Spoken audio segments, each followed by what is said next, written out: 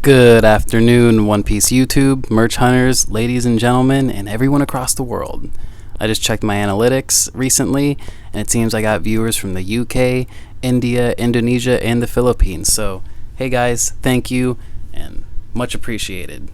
Now, today I'm very excited to present to you an interview I got to do by sliding in the DMs of Mugiwara Toy Guy on Instagram. Now, a lot of people might actually know him already. He is an awesome figurine collector, so let's get to it. So let's start off strong. What made you get into this collection game of ours? His response? Well, I've been collecting things since I was a kid. Legos, Funko Pops, SpongeBob toys, all sorts of stuff. So when I started falling in love with One Piece a few years ago, it was only natural that I was going to get obsessed with it. And well, as you guys have followed me on this channel, you know that I am also obsessed with One Piece and the wonderful merchandise it has. Question 2. When did you know you wanted to start a collection Instagram? His response: SpongeBob is truly the gateway drug. I'd always been on anime Instagram and saw other collections, and as mine started to grow, I figured, well, I might as well try it out and see what happens. And as you can see by my answer, I was actually inspired by him. So let's segue into question 3, which would be, do you have a favorite character, said figurine of said character? And he lovingly sent me this beautiful Yamato. I mean, the ripples in her fabric actually look real. This is one of those figurines where you wouldn't know fabric from plastic, and I love that. Here is his response, and he says, that's very flattering. My favorite character is Tough. Luffy has a special place in my heart, and I am proudly a Yamato stan. I've said it on this channel many times before, that if you watch One Piece and you don't like Luffy, I just do not understand your motives, and I'll leave it at that. Just want to make a quick disclaimer here. I know I refer to her as her in this video, but look, if you think Yamato's a boy, more power to you. She did like the Frankie Shogun, so, you know, not many women do. Question number 4 was kind of a gimme. He looks like a careful guy, so I asked him if he's ever broken a figurine. He said not yet. So let's lead right into question 5.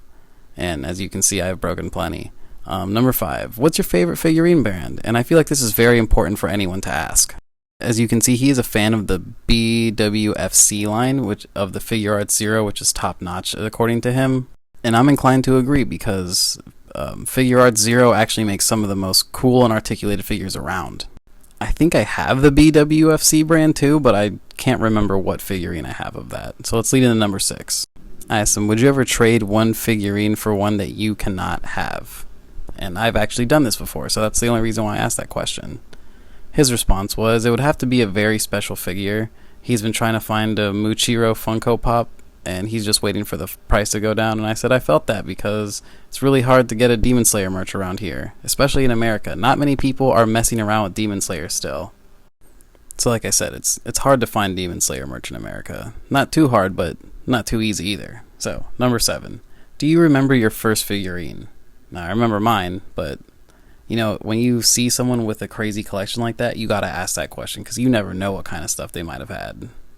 And he shows me the most beautiful Luffy. I mean, look at that body, look at those jeans. I mean, wow.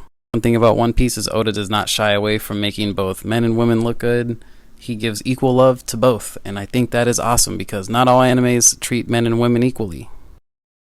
So here on question 8, he actually shocked the crap out of me with this one, saying that his favorite anime is Fooly Cooly. I freaking love Fooly Cooly, and I can't really find that many people who don't. I know it's like a coming-of-age anime, and it's kind of cringe at times, but honestly, one of the classics, one of the originals. I love that. I love it. Here's a quick snippet of us broing out over it, and then asking who his favorite villain is.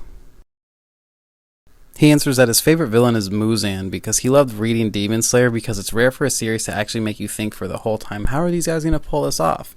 And honestly, that's kind of how I feel about One Piece. So if anything, once again, me and Mugiwara are two birds of a feather here. A good villain is a good villain, and it makes the story feel that much more wholesome despite what a villain is capable of doing. You just gotta like let the villain do its magic, and a lot of villains don't get the time to get their magic. So now I'm going to give Demon Slayer a proper chance after this video, and let's ask him question number 10. What is your latest figurine acquisition? And the answer to this honestly had me drooling, like, oh my gosh, you shall see in a second here. So this is a two-tone All Might from the BWFC brand, and as you can see, just gorgeous. I mean, For me, I like the black and white one, and the one next to it is just with the manga shading. Just I can't get enough of it. It's like Beautiful Joe in real life almost. The cell shading is beautiful. So my next question is, what is essential to maintaining your collection? Do you dust and all that? And he says dusting is essential.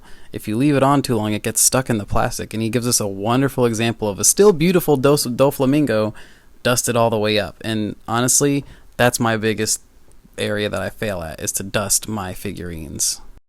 So here's a final question I asked him, which was, what would you tell all aspiring collectors? And he says, pace yourself. I went too hard, too fast, and now most of what I overbought ended up selling or being sold, or he doesn't even display it anymore. Just because you see folks with big, tall shelves full of it, and I'm sure I'm a bad influence, doesn't mean that you have yours to look up. You don't have to make yourself look the same immediately.